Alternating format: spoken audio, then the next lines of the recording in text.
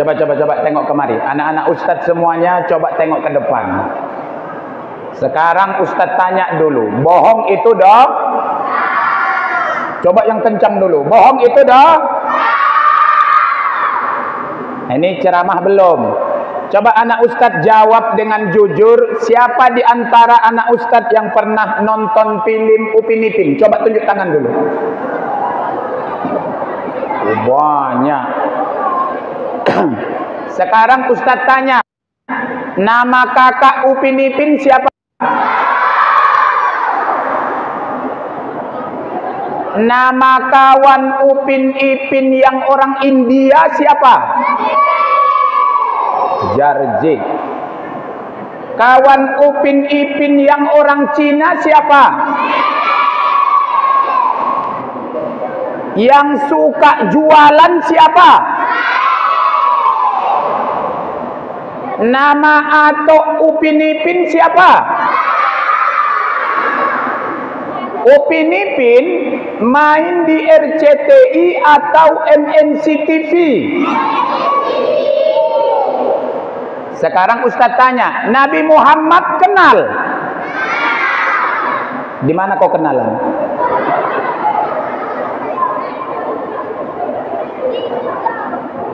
Coba Ustadz tanya, ayah Nabi namanya siapa? Abdullah. Nama mamanya? Aminah. Anak Nabi ada berapa? Laki-laki berapa? Perempuan? Yuk kita nyanyi sama-sama. Anak-anaknya saja, mamak-mamaknya jangan ikut. 1, 2, 3 ya. Anak-anak Nabi. 3 laki-laki. Pertama Abdullah, Zainab, Ummu Kalsum. Sekarang kalian diam, ku coba mamak-mamaknya. Ayo Bu. Atau bapak-bapaknya kita coba.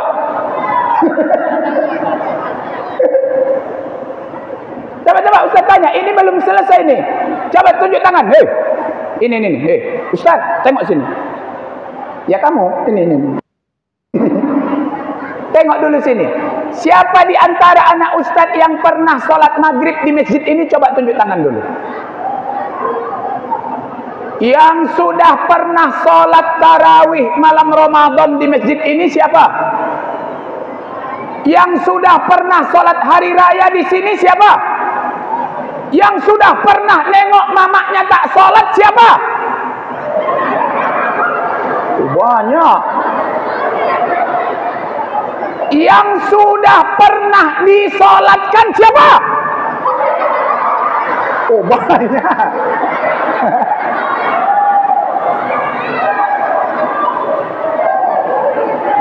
Nah ini belum ceramah. Coba anak-anakku semuanya tengok ke depan. Bismillahirrahmanirrahim. Assalamualaikum warahmatullahi wabarakatuh.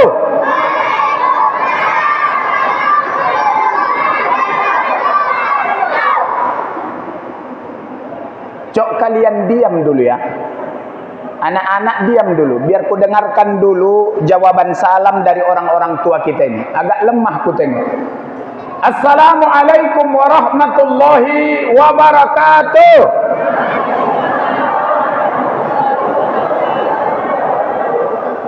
Nah, ini baru agak paten. Terima kasih Bapak dan Ibu sudah berkenan menjawab salam saya. Saya doakan mudah-mudahan panjang umurnya, sehat-sehat keluarganya, lunas utang-utangnya. Bah, banyak utang nampaknya nih. Sudah dengarin, ini ceramah. Kita maksimalkan waktunya. Memang rantau bais luar biasa, kata sambutan cuman satu, bagi kue langsung ceramah. Di tempat lain, kepala desa atau penghulu cakap, camat bercakap, tokoh masyarakat bercakap, ketua panitia bercakap. Di saat ustadz jamaahnya sudah mengantuk, disitulah ustadz baru ceramah. Rantau bais enggak, satu kata sambutan langsung ceramah, luar biasa. Bapak dan Ibu, mari sama-sama kita bersyukur sama Allah. Alhamdulillah, di malam hari ini kita bisa hadir di Masjid As-Salam Rantau Bais dalam rangka memperingati Isra wal Mi'raj Nabi besar Muhammad Rasulullah sallallahu alaihi wasallam. Mudah-mudahan pulang kita dari sini bertambah amal ibadah dan insya Allah udah berguguran sebahagian dosa-dosa kita. Sebab kalau merujuk sama satu hadis Nabi, siapapun di antara umatku yang datang ke majelis ta'lim niatnya untuk menambah ilmu, maka langkahnya insya Allah akan bernilai sedekah dan duduknya dinilai Allah sama seperti kita duduk di Raudhah di Madinah.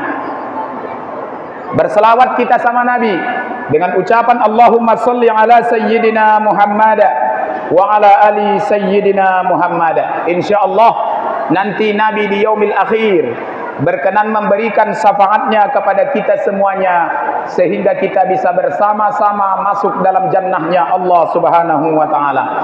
Yang sama-sama kita hormati dan insyaallah dimuliakan oleh Allah, orang tua kita Bapak Haji Bistamam atau pembina Masjid As-Salam atau Bupati terpilih Rokan Hilir di tahun 2024 kemarin ya. Tentu kita berharap dan berdoa kepada Allah di malam hari ini, mudah-mudahan apapun yang terjadi nanti di MK, mudah-mudahan Pak Bistamam dapat memenangkannya. Kemudian yang sama-sama kita hormati Datuk Penghulu Rantau Bais atau yang mewakili beserta seluruh jajaran pemerintahan Rantau Bais yang tidak bisa saya sebutkan satu persatu.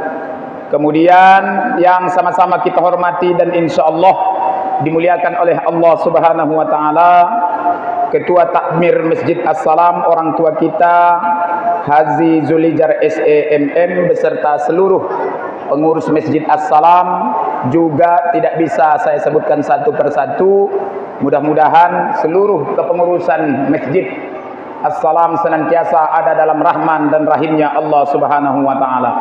Kemudian salam dan takzim serta hormat saya kepada guru kita Tuan Guru Tarekat Naqsabandiyah, Tuan Guru Khalifah Safrana Fizar. Tentu kita juga berharap dan bermohon kepada Allah sekiranya Tuan Guru kita ini senantiasa dijaga, dilindungi dan diridhoi oleh Allah Subhanahu wa taala sehingga keberadaan beliau di Rantau Bais akan lebih mendatangkan kebermanfaatan khususnya bagi masyarakat dan warga Rantau Bais. Kemudian yang sama-sama kita hormati datuk-datuk nenek mamak sukunan 7 yang tidak bisa saya sebutkan satu persatu. Kemudian hadir juga bersama kita manajemen dari PT EMP atau Energi Gandewa, Mas Jakiansah, yang alhamdulillah tadi sore juga sudah ketemu di warung kopi Gandewa ya. Salam kenal Mas dari Ustadz Ali. Kemudian yang saya hormati, ini adik-adik saya dari Yayan Sumatera Utara. Ada Ustadz Rahman, kebetulan kami satu stambuk, satu kampus, walaupun kami beda stambuk. Adik kami ini di Fakultas Syariah, sementara saya di Fakultas Tarbiyah atau Ilmu Keguruan dan Pendidikan. Kemudian ada Al-Mukarram Al-Ustadz Marzuki. Pak Haji, saya harus sampaikan di Rantau Bais ini, Ustadz Marzuki ini sudah saya anggap seperti adik saya. Jadi kalau ada apa-apa di Medan, beliau selalu menelpon saya. Jadi itu salah satu alasan saya dan tentu keinginan dari Adinda Al-Ustadz Rahman supaya bisa mengisi pengajian di Rantau Bais ini. Karena sejatinya malam hari ini saya di Aceh sebenarnya.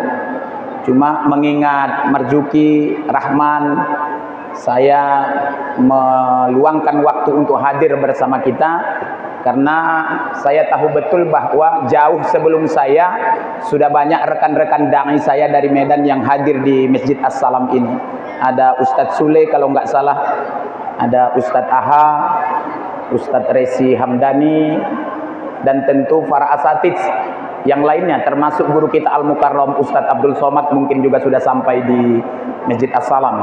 Kemudian yang saya hormati seluruh unsur kepengurusan Masjid Nurul Iman ya. Kalau saya tidak salah, yang insya Allah di hari Jumat nanti menurut informasi akan di-launching dengan pembukaan sholat Jumat setelah direnovasi kurang lebih 2 tahun. Kemudian Al-Ustadz protokol yang alhamdulillah juga tadi pagi sudah berkenan menjemput kami di masjid di dekat simpang sana.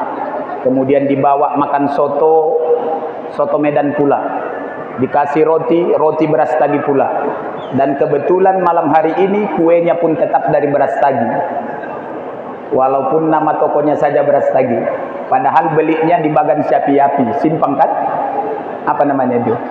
Nah, kemudian ibu-ibu yang tidak bisa saya sebutkan satu persatu, izinkan saya pada kesempatan yang baik, mulia dan barokah ini memberikan sedikit tausiah atau kajian sehubungan dengan peringatan Isra wal Mi'raj Nabi besar Muhammad sallallahu alaihi wasallam.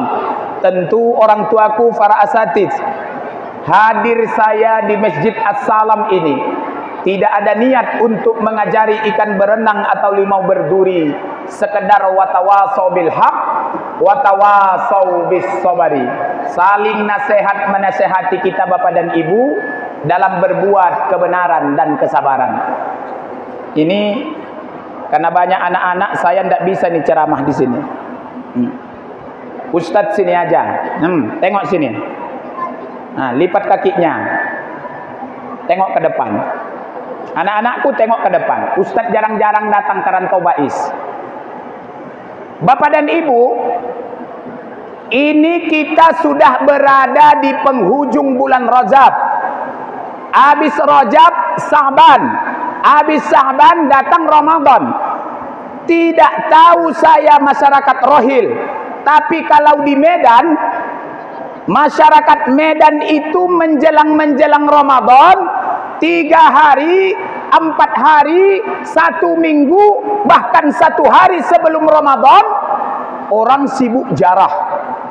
Yang tak pernah jarah Pak. Yang tak pernah pakai peci. Nanti kalau orang Jawa, jarah. Sesok kan bulan puasa. Orang Mandailing lain lagi. Itu dia deo, jarak. Te cobot bulan puasa mah katanya. Mau kemana Pak? Jarah. Besok kan bulan puasa. Orang tuaku semuanya, saya sampaikan di Rantau Bais, boleh kita jarah, boleh Pak. Cuma adabnya harus diikuti. Apa yang pertama Ustadz? Begitu kita masuk pekarangan pekuburan, berdiri kita dulu di luar jarak 2 meter, ucapkan salam. Betul Bu?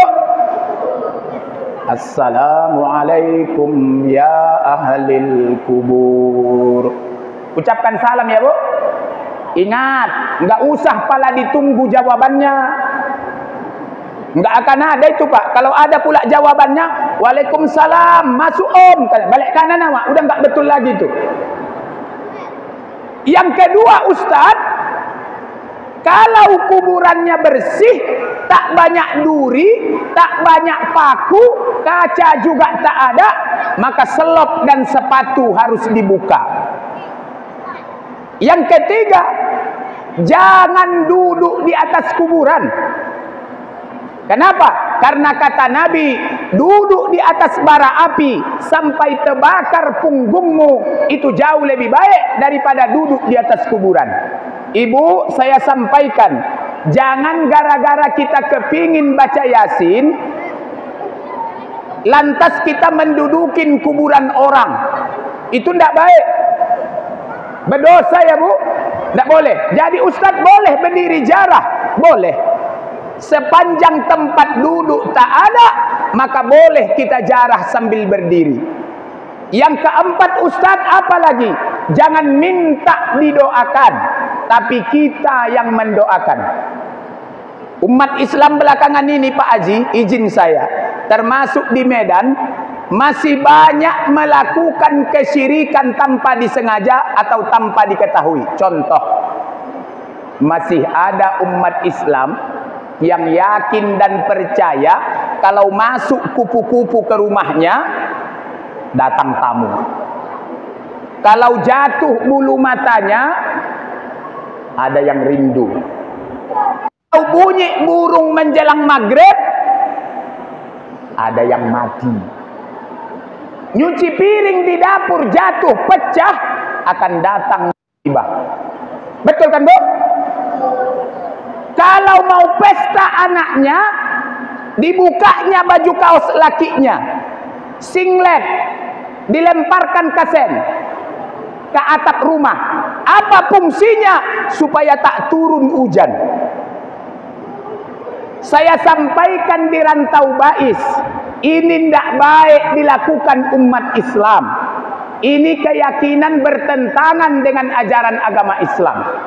Maka di Ramadan pun tak boleh kita minta didoakan, tapi kitalah yang mendoakan. Udah siap kita jarah, pulangnya tetap mengucapkan salam.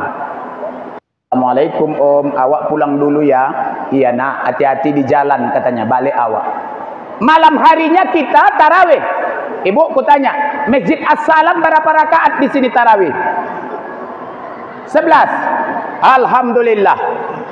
Saya Pak Haji, dulu saya 23 rakaat tarawih di Medan. 8 tahun belakangan ini Pak, saya tidak mau lagi. Saya pilih yang 11 rakaat. Kenapa Ustaz? Karena pengalaman saya kalau di Medan 23 rakaat, aku Imam Isa, aku yang ceramah, aku imam tarawih 23. Kalau lambat nanti baca Al-Fatihah, lambat baca ayat, banyak kali makmum saya yang batuk di belakang.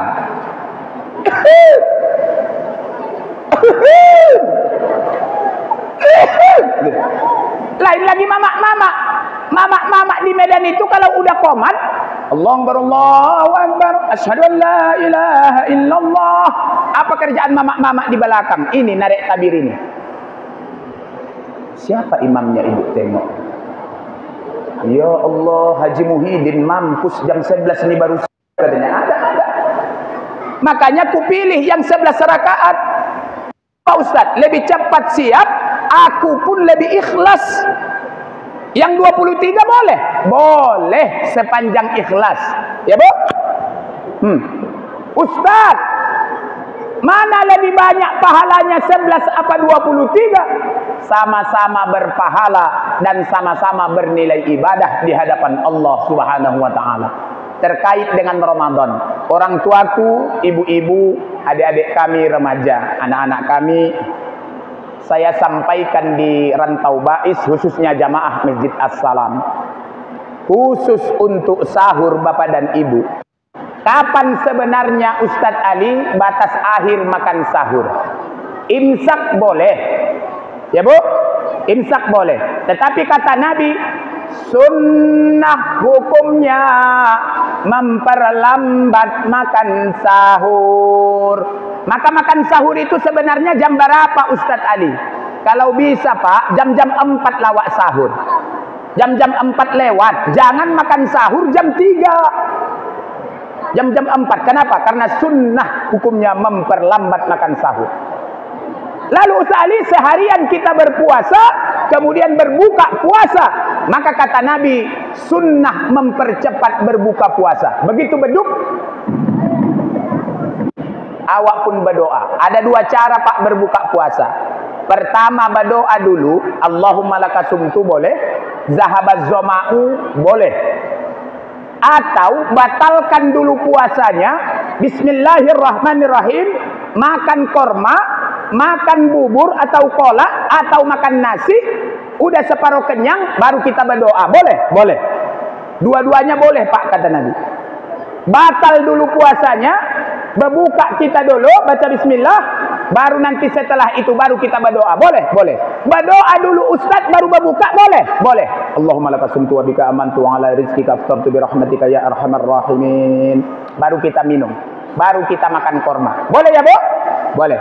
Dan khusus sama bapak-bapak yang masih 40 tahun ke bawah, saya ajak, saya anjurkan, makanlah dulu, Pak, baru kita sholat maghrib di masjid. Makan dulu. Kenapa, Ustaz? Karena lebih baik kita makan ingat sholat daripada sholat ingat makan. Makan aja dulu, Pak. Maka sekarang kerjaan saya di Medan mengingatkan BKM masjid agar begitu selesai azan, tunggu dulu 5 menit sampai 10 menit baru qomat. Kenapa, Ustaz? Kasih orang waktu berbuka puasa. Kasih orang waktu berbuka puasa. Bukan habis azan langsung qomat. La ilaha illallah. Qomat.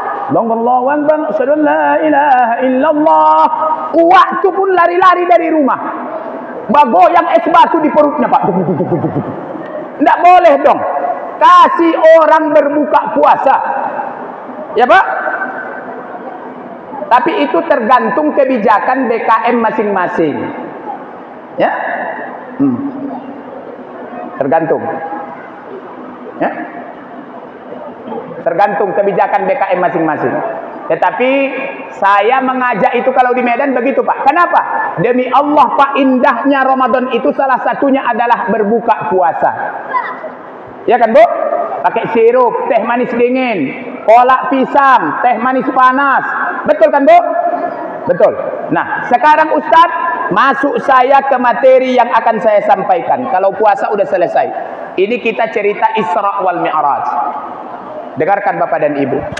Yang kedua apa, Ustaz? Pernah enggak bapak-bapak bertanya dalam hati, kenapa rumah tangga Nabi bisa sakinah, mawaddah, warahmah? Pernah enggak, Pak? Bagi kita yang sudah sampai Masjid Nabawi, rumah Nabi itu, Pak, satu dinding dengan Masjid Nabawi. Ya kan, Pak Haji? Tak ada ambal, tak ada plafon, tak ada lampu hias, AC tak ada, granit tak ada, plafon macam begini tak ada. Bahkan bantal Rasul pun terbuat dari model kain satin yang dilipat-lipat. Tapi Rasul sanggup mengatakan, baiti jannati. Rumahku macam surga nyamannya. Pertanyaannya di mana, Ustadz Ali? Kenapa rumah kita sekarang tak bisa kita buat macam surga?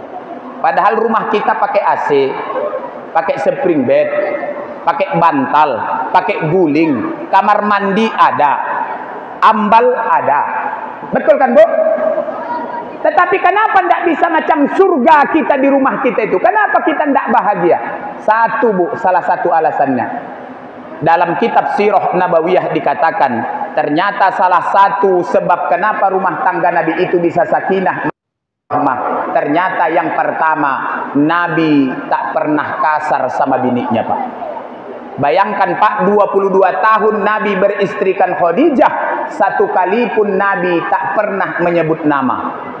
Tapi panggilan Rasul sama Khadijah, Ummul Mukminin, ibunya orang mukmin.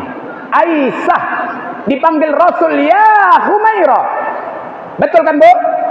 Apa artinya? Apa artinya, Bu? Ya Humairah. Apa artinya coba? Pipi kemerah-merahan. Ini udah 2025. Arti ya Humairah itu ayang beb. Begitulah romantisnya Nabi sama istrinya. Ustadz udah romantis, sedang belajar, Pak. Kenapa? Karena orang Mandailing macam saya. Ada tadi Bang Hasibuan di sini. Mana tadi? Tak nampak lagi. Aku yakin orang bermarga kalau ada di Rantau Bais ini, Pak, Tak romantis juga itu sama biniknya. Saya lahir di Labuhan Batu, besar di Labuhan Batu. Kampung kami itu Pak juga banyak sawit macam Rantau Bais ini. Orang Mandailing itu kalau sedang mendodos sawit agak berjauhan, ada istri manggil suaminya macam Tarjan. Lalu dijawab sama lakinya, "Ih, sedine piomi," katanya. "Hong ada ho," katanya.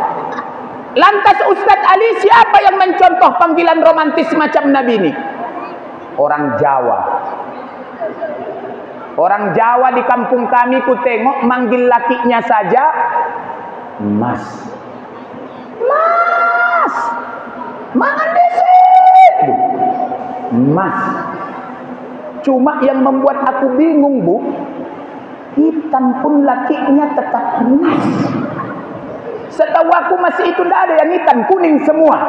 Tapi tidak apa-apa, laki yang hitam ini mau pula dipanggil Mas. Kenapa Ustaz? Setidaknya orang Jawa sudah belajar mencontoh Nabi. Yang kedua Ustaz, apa resep rahasianya? Ternyata Nabi dan istrinya kalau tidur tak pernah punggung-punggungan.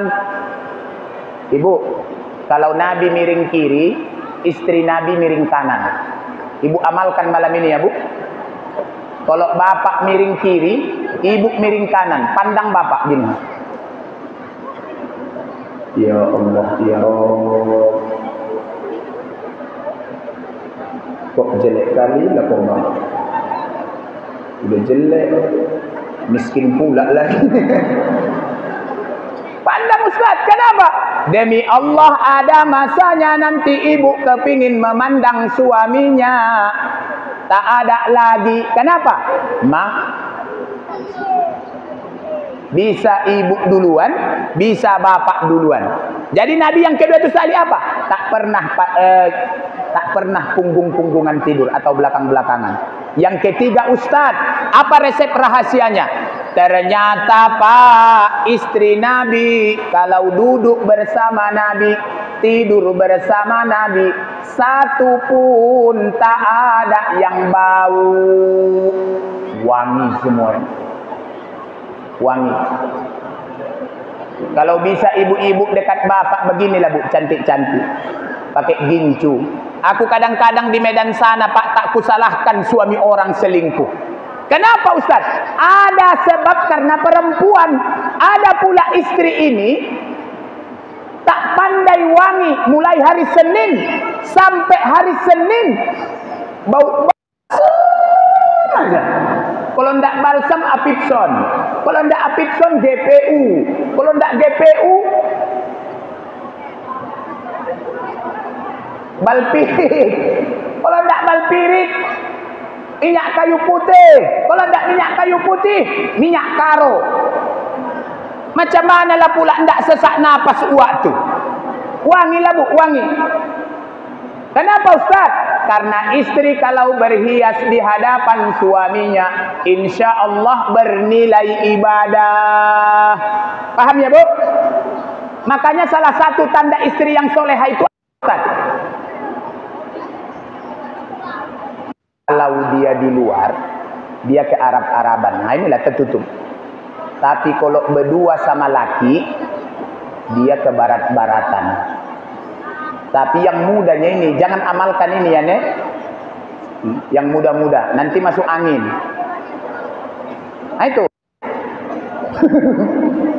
Jangan dibayarkan. Yang berikutnya apa lagi?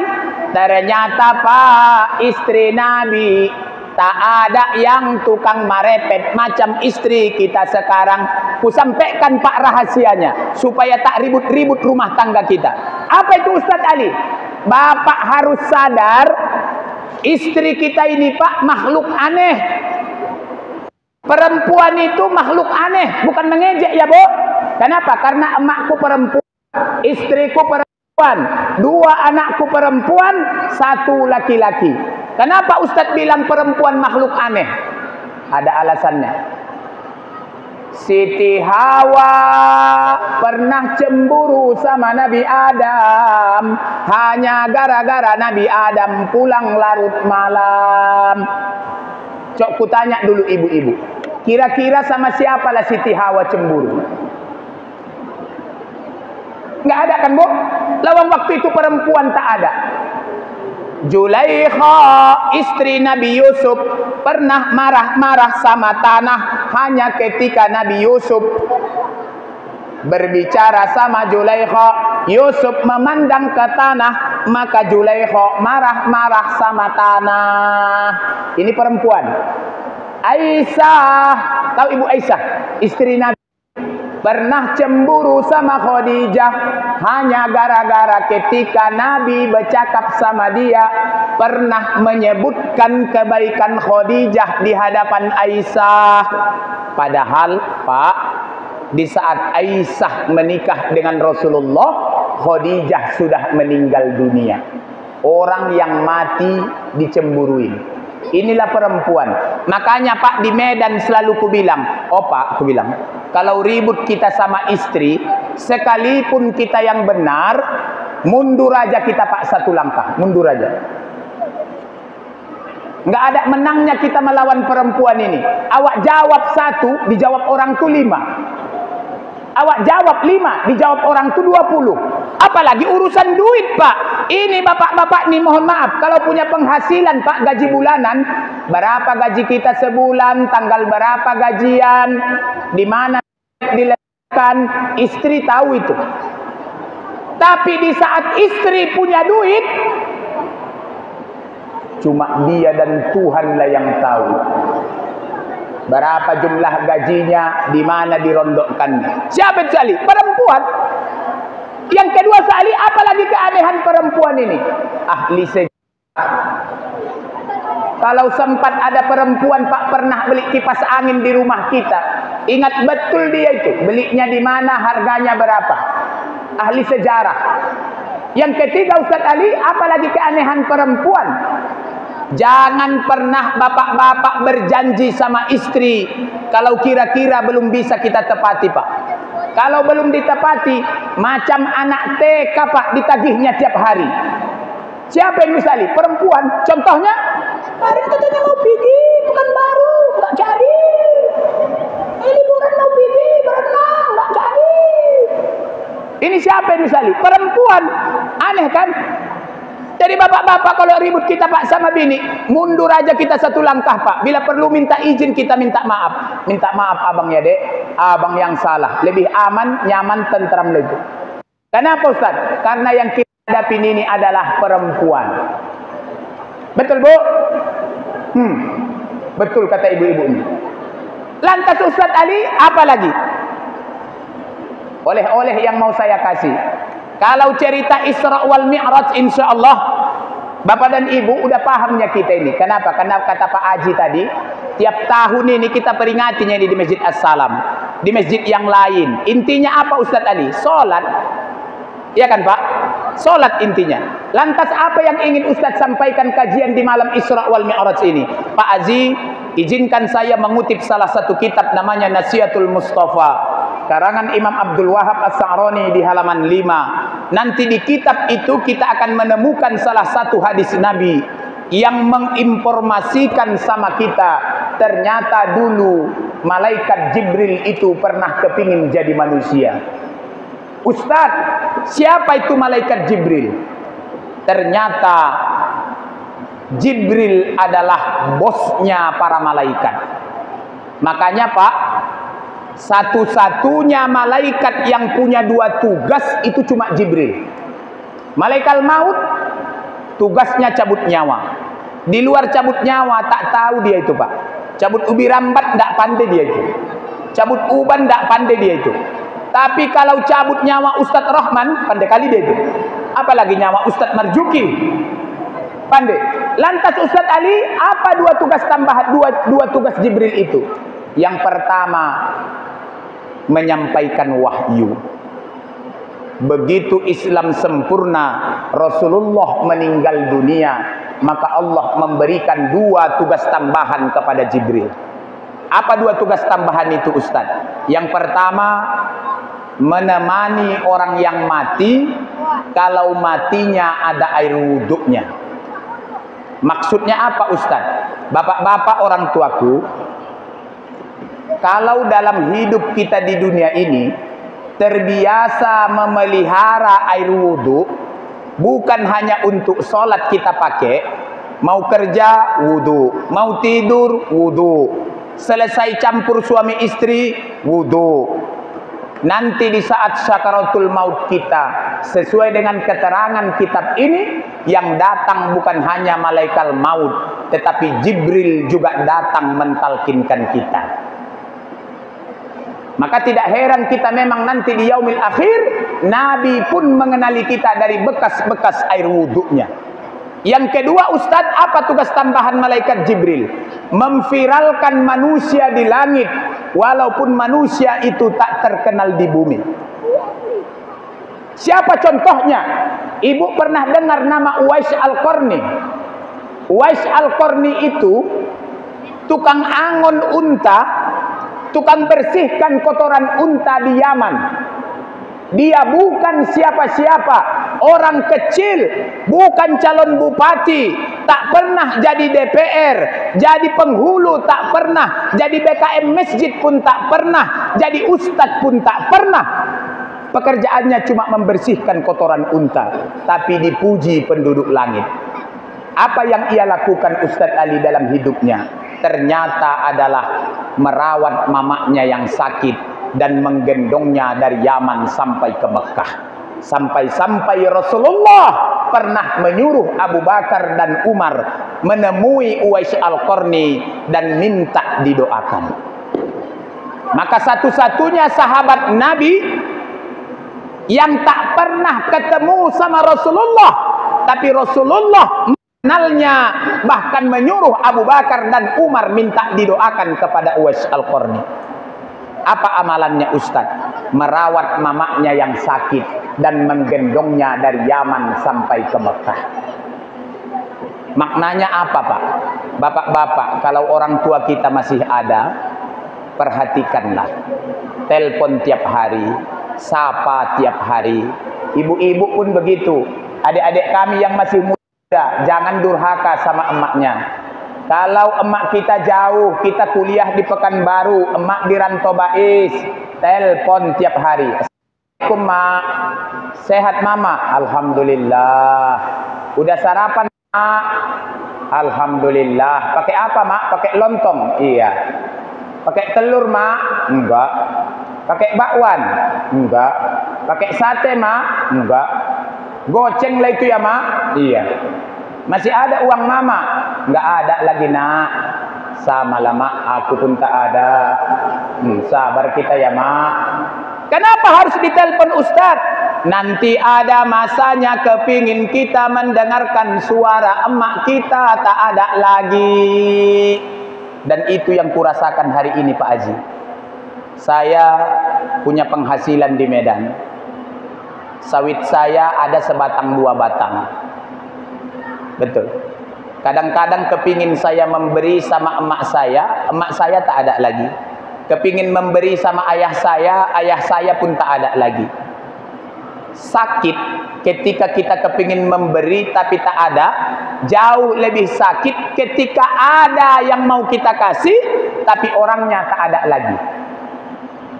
Ini selalu saya nasihatkan sama adik-adik saya. Kenapa Ustadz Ali? Saya selalu bilang, kalau emakmu sudah ridho kepadamu, maka jangan pernah takut menghadapi dunia. Insya Allah kesuksesan akan kau dapatkan. Kuncinya di mana? Di emak kita, cari ridhonya. Dan itu selalu saya sampaikan sama adik-adik saya yang merantau di Medan, termasuk Ustadz Marzuki dan adik-adik saya yang lainnya. Kenapa Ustadz Ali? Karena itu adalah perwakilan Allah di dunia ini. Makanya ridallah fi ridal walidain wa sukhtullah fi sukhtil walidain. Dan marahnya Allah itu pun tergantung marahnya emak dan ayah kita. Lantas Ustadz, apa yang membuat Jibril cemburu? Memberi minum. Saya Ustadz Rahman, abang, tidak bisa hayalkan bagaimana banyaknya pahala Ustadz Rahman hari ini. Dikasihnya kita kue, dikasihnya minum pakai aqua. Bayangkan Pak, ada hamba Allah masuk surga hanya gara-gara memberi minum seekor anjing yang kehausan. Padahal yang memberi minum anjing itu adalah seorang wanita pezina. Pezina. Masuk surga gara-gara amalan itu. Itu yang selalu saya sampaikan, Pak, mohon maaf saya. Kalau duduk kita di warung kopi, jangan pernah bangga kalau kopi kita dibayarin orang. Jangan pernah bangga, Pak. Tetapi berbahagialah ketika kita sanggup mentraktir kawan-kawan kita. Itulah kenapa agama Islam ini menyuruh kita, al-yadul ul khairum min yadis sufal. Tangan di atas jauh lebih mulia daripada tangan di bawah. Saya kira model begini, Ustadz Rahman dan perwakilan EMP teruslah dipelihara kebaikan-kebaikan ini. Boleh jadi dengan wasilah ini akan memudahkan kita semuanya masuk dalam jannahnya Allah Subhanahu wa taala. Betul. Kenapa Ustaz Ali? Dikasih kita minum. Inilah yang dicemburukan malaikat Jibril. Kenapa Ustaz Ali? Jibril kepingin jadi manusia. Karena di dunia malaikat Ustaz Rahman tak ada warung kopi, tak ada sangar, tak ada kopi susu. Jibril kepingin mentraktir orang. Tapi siapa yang mau ditraktirnya? Warung kopi pun tak ada. Sementara dia tahu dahsyatnya pahala mentraktir orang minum ini, Pak. Dan saya menjadi saksi di yaumil akhir nanti bahwa ini abang kami Al-Ustadz ini, kemudian Ustadz Rahman, kemudian ada tadi satu lagi, mana ya? Tak nampak, dua lagi. Bahwa saya pernah ditraktir luar biasa di Rantau Bais. Sarapan pakai soto Medan. Luar biasa. Dan saya nanti akan menjadi saksi di hadapan Allah Subhanahu wa taala bahwa saya sangat dimuliakan oleh jamaah Masjid As-Salam ini. Yang kedua, Ustadz Ali, apa yang membuat Jibril cemburu? Ternyata adalah bermajelis ta'lim. Ini begini. Kenapa Jibril kepingin jadi manusia, Ustadz? Karena di dunia malaikat, Bu, tak ada Isra Mi'raj macam begini, Pak. Tak ada maulid, tak ada tahun baru, tak ada kuliah subuh, tak ada pengajian ba'da maghrib. Jibril tahu dahsyatnya pahala majelis ta'lim. Dia kepingin mendapatkan pahala itu, tapi tak ada di dunia malaikat. Jangan pernah kita berpikir di dunia malaikat ada Isra Mi'raj. Korinya malaikat maut, protokolnya malaikat mungkar, lalu ustadznya Jibril, jamaahnya Rokib, Atid dan lain-lain sebagainya. Tidak ada, Pak. Ada mengaji cuma di dunia manusia saja. Makanya ini disebut Raudhah, taman-taman surganya Allah Subhanahu wa taala. Itu sebabnya, Ibu, kenapa Ustadz Ali tak pernah marah ketika saya ceramah ada yang selonjor kakinya begini. Tidak marah saya. Kuliah subuh ada yang selonjor kakinya gini, Pak. Mana marah saya. Kenapa, Ustadz? Karena aku sadar dia sedang duduk di taman. Duduk di taman memang selonjorlah enaknya. Tidak pernah marah aku kalau pas ceramah ada yang mengantuk. Tidak pernah marah. Kenapa, Ustaz? Namanya duduk di taman memang mengantuklah bawaannya. Selonjor Ustaz Ali marah, Ustaz? Enggak. Kubiarkan aja. Cuma ku ingatkan, bapak-bapak, ku bilang, kalau selonjor waktu mendengarkan ceramah, itu tanda-tanda orang mau mati. Ku bilang ditariknya balik kakinya. Kenapa, Ustaz Ali? Siapa yang bilang? Imam Al-Qurtubi. Bukan aku yang bilang, Pak. Imam Al-Qurtubi. 5 tanda orang mau mati, Pak. Pertama, lemah tulang. Yang kedua, rabun pandangan mata. Yang ketiga, tumbuh uban di kepala. Yang keempat, Ustaz, sensitif perasaannya. Yang kelima, gugur gigi. Udah paham, Bu? Tanda-tanda orang mau mati menurut Imam Al-Qurtubi. Lemah tulang, datang asam urat, rematik. Yang kedua, rabun pandangan mata, datang katarak. Yang ketiga, Ustaz, tumbuh uban di kepala. Yang keempat, Ustaz, mudah tersinggung, sensitif perasaannya. Yang kelima, lemah genggaman tangan. Nah, itu tanda-tanda orang mau mati lah itu. Jadi bapak-bapak, kecemburuan malaikat Jibril yang berikutnya apa? Ternyata adalah bermajelis ta'lim. Saya berharap Masjid As-Salam, Masjid Nurul Iman akan terus mengadakan kegiatan-kegiatan yang bernuansa Islami. Siapapun ustadznya, Pak. Saya yakin Rantau Bais bisa mendatangkan siapapun. Kalau kemarin kita sudah mendatangkan guru besar kita Ustadz Abdul Somad, mana tahu pula tahun depan bisa kita datangkan Ustadz Adi Hidayat ke Masjid As-Salam ini. Tak ada yang tak mungkin bagi Allah. Kalau tahun ini Ustadz Ali yang datang, tahun depan mungkin Adi Hidayat, tahun berikutnya berganti lagi. Bisa Ustadz Ali? Bisa, sepanjang kita bersama.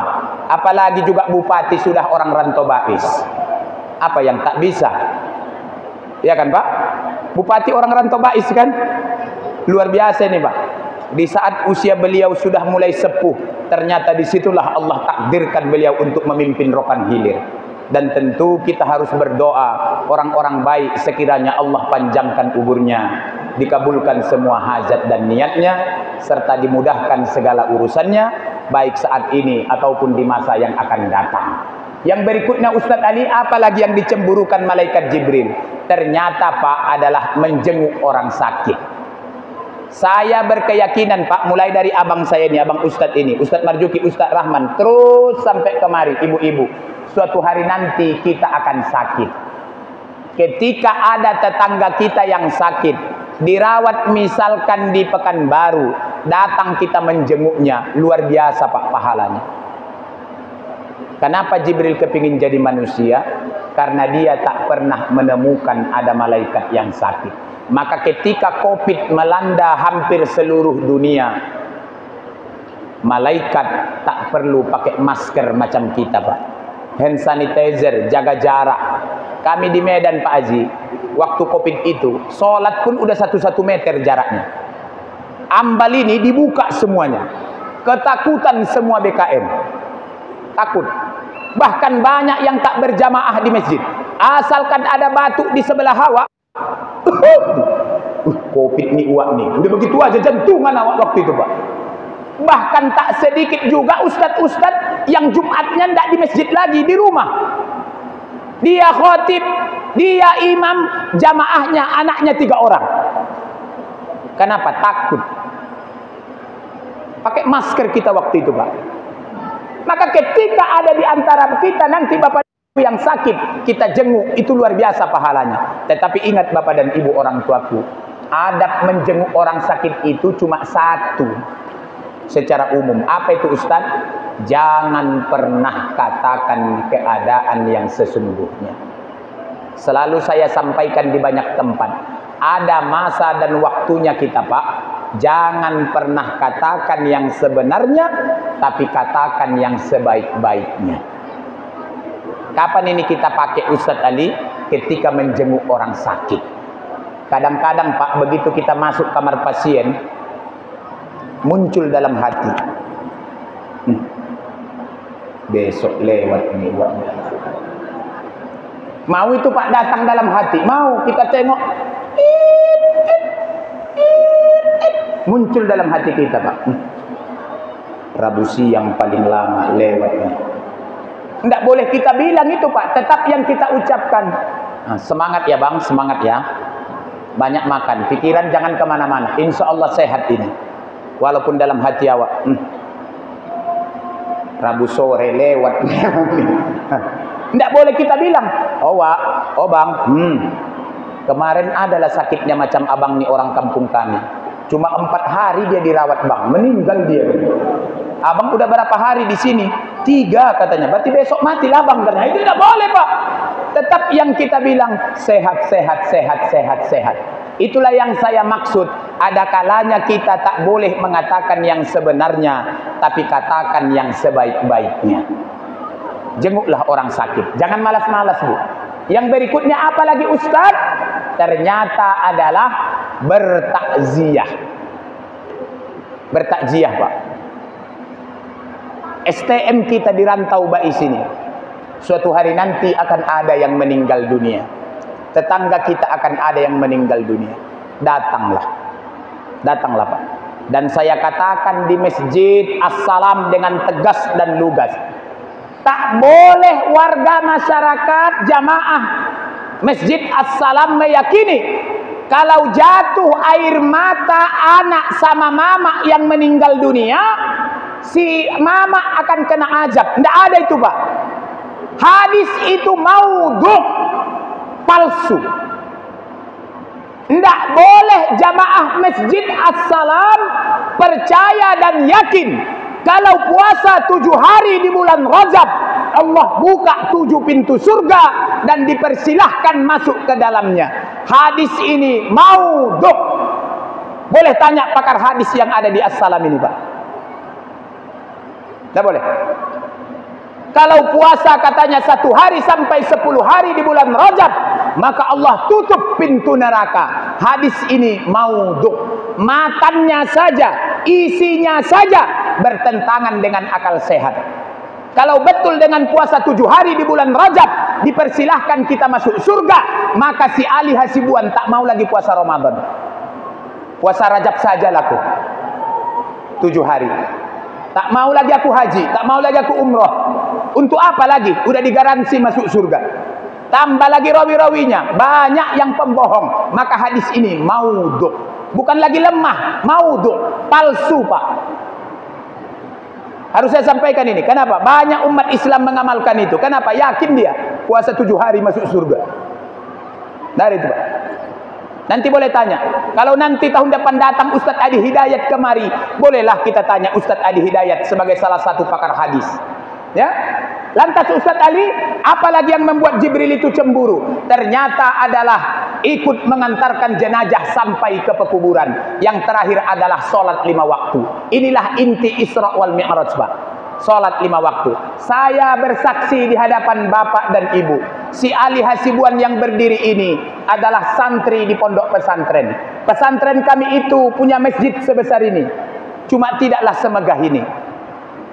Betul, Pak. Sumur cuma 2, di kiri dan kanan. Tradisi di pesantren kami, Pak Haji, kalau udah qomat sholat subuh, santri belum masuk, itu kena libas punggung kami ini. Wah, saya subuh pertama udah kena cambuk di sini, Pak. Ampun Ustaz. Tahun berapa itu Ustaz Ali? 92. Subuh kedua, sumur masih berjimbun, main gerek begini, Pak. Kakak kelas 6, kelas 5, kelas 4, kelas 3, kelas 2, kami kelas 1. Tak kebagian. Sebab kakak-kakak yang kelas 6, kalian, sana. Datang kawan saya si Iwan. Ali, apa Wan, ku bilang. Kau semalam kena cambuk. Kena, tengok ini, bebirat ini, ku bilang. Merah lagi nih Wan, ku bilang. Kau Wan, aku kena juga. Subuh ini katanya, enggak usah lagi kita wudhu, masuk aja kita. Aku enggak mau lagi aku kena cambuk katanya. Macam mana caranya Wan? Aku bilang, bersihkan taik matamu. Pakai apa? Aku bilang, pakai ludahmu lah. Nanti siap kita sholat subuh, kita ulangi wudhu di sumur, kita ulangi sholat subuh di pondok. Memang cerdas anak nih, Pak. Allahu Akbar, Allahu Akbar, qomatlah pula. Kiai kami udah masuk mihrab, kami pun masuk. Memang agak bau lah, Bu, kutahankanlah. Daripada kena cambuk, kutahankanlah pula. Kami sab yang ke-20 sampai ke belakang. Masuk. Allahu Akbar. Ingat, Pak, takbir itu menurut Imam Al-Ghazali dalam kitab Ihya Ulumuddin, ketika takbir semua anggota tubuh menghadap kiblat. Maka tak baik kita takbir begini, Pak. Allah. Saya tak mau menyalahkan, tapi ini kurang baik. Yang dibenarkan itu macam mana? Begini. Jadi semua anggota tubuh menghadap kiblat. Ya, Pak. Allah. Enggak boleh kita gini, Pak. Allah. Nah, ini salah, kurang tepat. Ini menghadap kiblat. Allahu Akbar. Ala saudari, letakkan di dadamu. Mana dada? Ini. Maka wajarlah kita begini. Gini. Boleh, Pak. Gini? Boleh. Cuma yang normalnya begini. Ya, Pak? Ala saudari, letakkan di dada. Kiai kami masuk mihrab. Allahu Akbar. Si Iwan di sebelah kanan saya. Begitu selesai baca Fatihah, baca ayat, ruku. Si Iwan nih, Pak, baca doa ruku benar tapi salah. Allahu Akbar. Subhana rabbiyal azimi wa bihamdihi 3 kali katanya. Sami Allahu liman hamidah. Sujud pun begitu. Subhana rabbiyal a'la wa bihamdihi 3 kali. Sampai ngeten aku Pak waktu sujud itu. Apanya si Iwan itu begitu? Begitu selesai sholat, berzikir, berdoa, jalan pulang ke pondok, aku tanya dia, Wan, apa li? Kau tadi kok doa ruku sujud kok gitu? Aku bilang, salah itu Wan, kata emakku itu diulang-ulang 3 kali. Aku bilang, enggak, aku ada bukunya katanya. Buku apa? Aku bilang, ayolah ke pondok.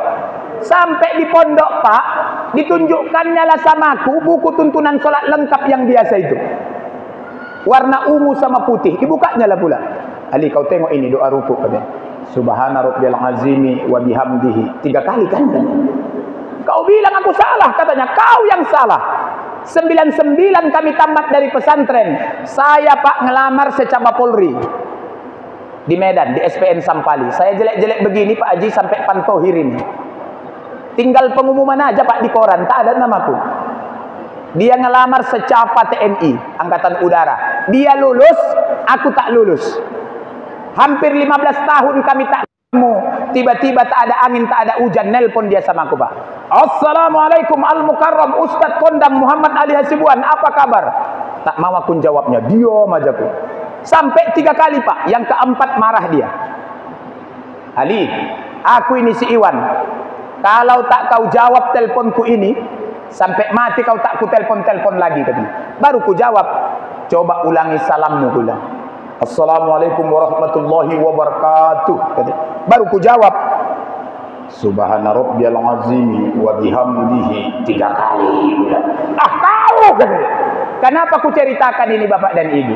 Ini Pak, anak-anak kita ini, mohon maaf lah. Takkan mau ini sholat kalau tidak disuruh Pak. Kalau tidak dipaksa, tidak mau ini. Siapa yang paling berpengaruh sama anak-anak kita ini?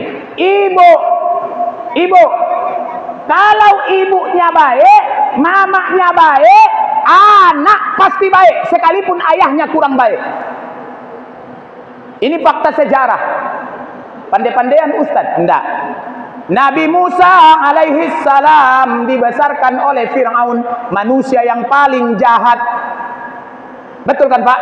Tapi kenapa Nabi Musa bisa tumbuh menjadi anak yang baik? Karena Fir'aun punya istri yang baik, namanya Asia. Fir'aun itu Pak, 3000 tahun yang lalu kurang lebih tenggelam di Laut Merah. Sekarang ada di piramid lantai 2. Dulu masuk kita ke dalam Pak, tiketnya 500.000 itu kalau dirupiahkan. Maka akan ketemu kita sama Fir'aun yang hidup di zaman Nabi Musa, terbaring kaku seperti orang yang baru meninggal dunia. Mohon maaf saya, bagian kemaluannya cuma ditutupi anduk kecil. Macam anduk-anduk supir bus itu Pak. Yang lain terbuka semuanya. Maka selalu ku bilang di mana aku ceramah, kalau ada di Rantau Bais sini, keluar dari rumah cuma pakai anduk,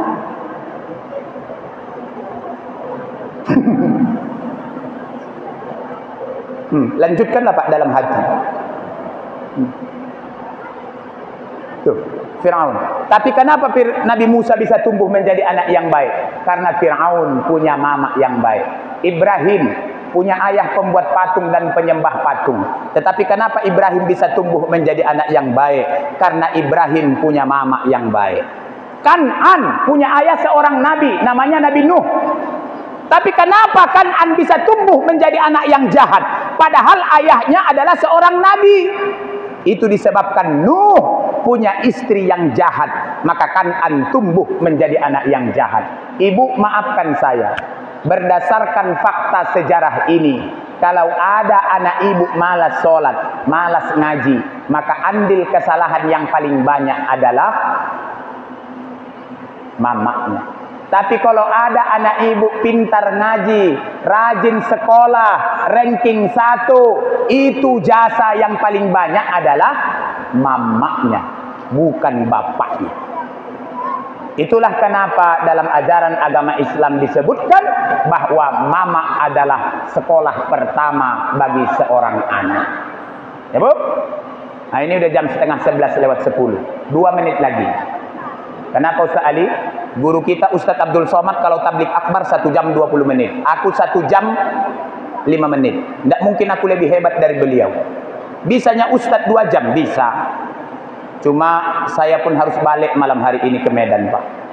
Betul, masih ada lagi tugas yang lain. Di 5 menit terakhir ini, Bapak dan Ibu, saya hanya ingin katakan begini kepada kita. Yang pertama,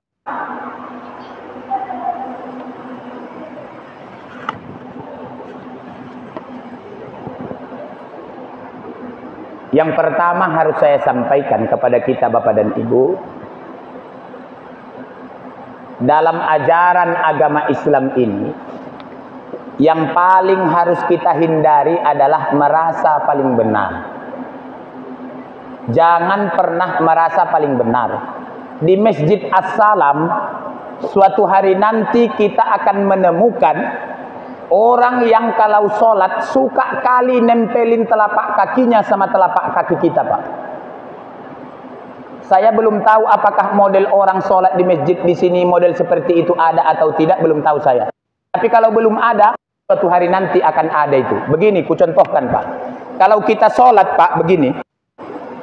Datang orang, ditempelkannya telapak kakinya, Pak. Kalau awak tarik, dikejarnya itu, Pak, gini. Nanti akan ketemu model orang yang begitu. Saya mohon maaf, Pak Haji. Udah hampir pernah saya berantam di masjid gara-gara orang begitu. Kenapa? Dia baru datang dari kamar mandi, telapak kakinya masih basah, ditempelkannya sama telapak kaki saya, kutariklah. Dikejarnya, Pak. Kutarik, dikejarnya, kupijakkan begini. Apa kau bilang? Nanti di Masjid As-Salam akan ketemu itu, Pak, suatu hari nanti. Mungkin di Nurul Iman pun akan ketemu. Tidak boleh, Pak, merasa paling benar. Tidak boleh. Kenapa, Ustaz? Karena orang-orang yang model begitu itu terlalu memaksakan pendapatnya. Tidak boleh. Kadang-kadang kita harus baca sejarah. Tidak boleh dipaksakan kalau khotib harus megang tongkat itu, Pak. Innallaha wa malaikatahu yusalluna 'alan nabi, dipegang sama khotib. Kalau usianya masih muda macam Rahman, macam Marzuki, tidak perlu pakai tongkat. Tidak perlu. Kenapa? Karena Nabi pegang tongkat itu ketika dia umur 60 tahun. Waktu Nabi umur 40, Nabi tidak pakai tongkat. Ini tergantung situasional, Pak. Jadi jangan diwajib-wajibkan yang tak wajib. Innallaha wa malaikatahu yusalluna 'alan nabi. Sementara ustadznya macam Ustaz Rahman masih. Untuk apa sama dia tongkat? Tidak penting itu, Pak. Aku kadang-kadang marah aku dari mimbar ini. Apalagi kalau sholat Jumat. Awak berapi-api di mimbar, jamaah berair di bawah, Pak. Awak udah berapi-api di mimbar, jamaah berair-air di bawah. Maka aku bilang, kalau payah awak tidur, datanglah sholat Jumat. Tidur itu, Pak. Kalau payah tidur, datanglah Jumat. Tidur itu, Pak. Aku palak kadang-kadang itu, Pak. Kalau bisa kulempar dari mimbar itu biar bangun uak itu. Yang luar biasanya, Pak, jamaah Jumat ini, waktu khutbah saja dia ngantuk. Habis khutbah hilang ngantuknya, macam ngejek dia sama ustaz itu. Orang rantau bais tidak boleh begitu, Rahman. Kalau ada yang tidak boleh. Kenapa cepat kali ngantuk? Mungkin wuduknya tidak benar. Setan itu di tubuh kita ini di mana, Ustaz? Lubang hidung, kemudian di dubur, kemudian di kuku. 3 tempat ini harus bersih. Hidung, makanya disuruh kita beristinsar. Di dubur, itu kenapa disuruh kita beristinja. Di kuku, itu sebabnya kenapa kita sunnah potong setiap pagi. Jadi potonglah itu. Insya Allah tak akan ngantuk kita itu. Dan khutbah pun, Ustaz Rahman, kalau boleh Ustaz sarankan, jangan lama-lama kali. Walaupun kita ini belum kota besar, 15 menit lah. Jangan sor sendiri 40 menit sampai setengah jam. Jangan. Biasa saja. Apalagi kalau jadi imam. Kata Nabi, fal yukhaffif. Ketika kita berjamaah, ringkaskan sholatnya. Tapi ketika kita sholat sendiri, panjangkan. Itulah kenapa Nabi ketika sholat tahajud, Pak, 4 juz sampai 5 juz per rakaatnya. Maka wajar sampai kaki Nabi bengkak. Jadi 4 juz atau 5 juz per rakaat itu bukan sholat fardu, tapi sholat tahajud Nabi. Kalau Nabi jadi imam sholat berjamaah tak panjang-panjang kali. Saya tadi mendengar dari mes di sini, imam-imam sini itu udah betul. Alam Nasrah, li ila fi Quraisyin, qul huwallahu ahad. Nah begitu. Ya Pak. Lalu khusus sama Pak Haji, bukan niat mengajar ikan berenang. Mohon maaf saya, di Masjid As-Salam ini harus saya katakan karena saya merasa bahagian dari keluarga Masjid As-Salam ini.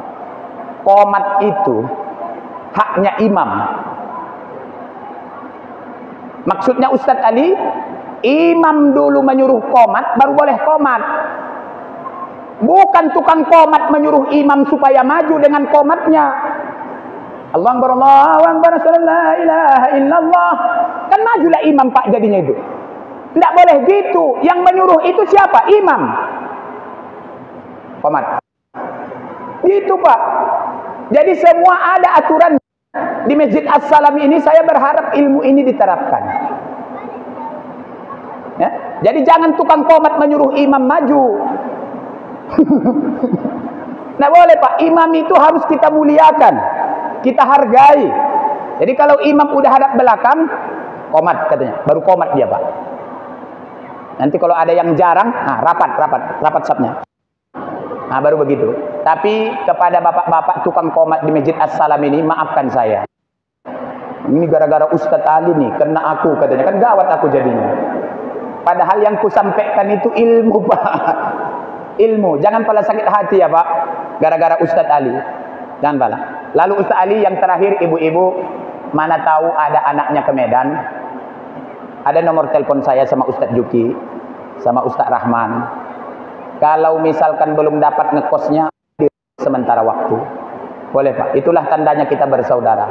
Ustadz, telepon aja ibu. Ibu jamaah Masjid As-Salam Rantau Bais. Bingung Ustadz mau tinggal di mana anak saya mau kuliah. Pasti saya jemput. Insya Allah sepanjang lapang waktu saya. Saya pun lahir dari rahim orang miskin Pak. 7 tahun saya tinggal di masjid. Narik becak dayung, jualan rokok, kuli bangunan sudah saya kerjakan. Alhamdulillah 2014 saya lulus jadi ASN. Adalah gaji sekarang ini. Adalah sawit sebatang 2 batang di Labuhan Batu. Jadi saya walaupun jelek taknya pala miskin-miskin kali Pak. Betul. Tanya pala miskin-miskin kali. Maka saya ceramah ini bahagia saja. Bahagia saja. Betul. Itu yang harus saya sampaikan Pak. Suku mungkin kita berbeda. Bapak-bapak mungkin banyak Melayu. Saya Mandailing. Tetapi Bapak harus tahu bahwa istri saya juga orang Melayu dari Kabupaten Bengkalis, Provinsi Riau. Ya, Kecamatan Sungai Pakning. Ya, dia orang Melayu. Maka saya setiap tahun lewat di sini sebenarnya. Cuma di Rantau Bais baru kali ini kemari. Betul, kebetulan istri saya orang Bengkalis, ketemunya di USU waktu dia kuliah. Aku ceramah, dia ketua panitianya. Dia suka nengok aku suka nengok dia. Jadilah kami suami istri. Dan alhamdulillah sekarang anak kami sudah 3. Alhamdulillah baik-baik saja sekarang.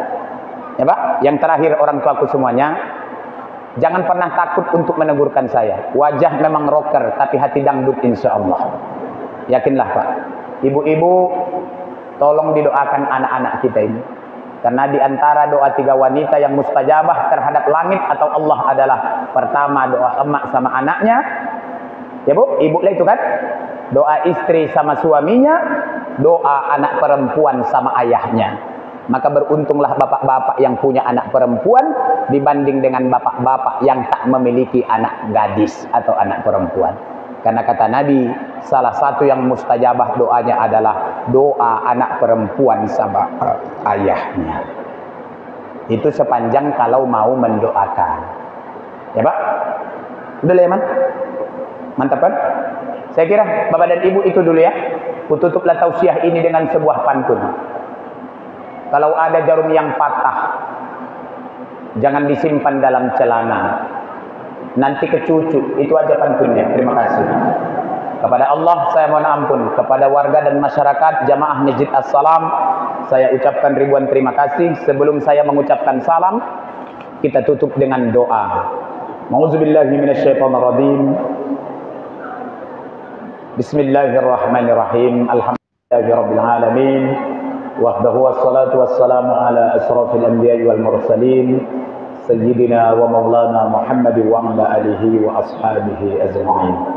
Allahumma anzilir rahmah wan ni'mah was salama wal barakah wal afiyah والصحة والسلامة خصوصا يا رب على هذه الجماعة يا أرحم الراحمين. اللهم ربنا اغفر لنا ذنوبنا ولوالدينا وارحمهم كما ربونا صغارا. اللهم بارك لنا في رمضان والصعبان وبلغنا في رمضان يا أرحم الراحمين. اللهم اجعل هذا جمعنا جمعا مرحوما وتفرقنا من بعده تفرقا معصوما. ربنا آتنا في الدنيا حسنة وفي الآخرة حسنة وقنا عذاب النار. والحمد لله. قبل الله منكم إنا ومنكم تقبل يا كريم. Assalamualaikum warahmatullahi wabarakatuh.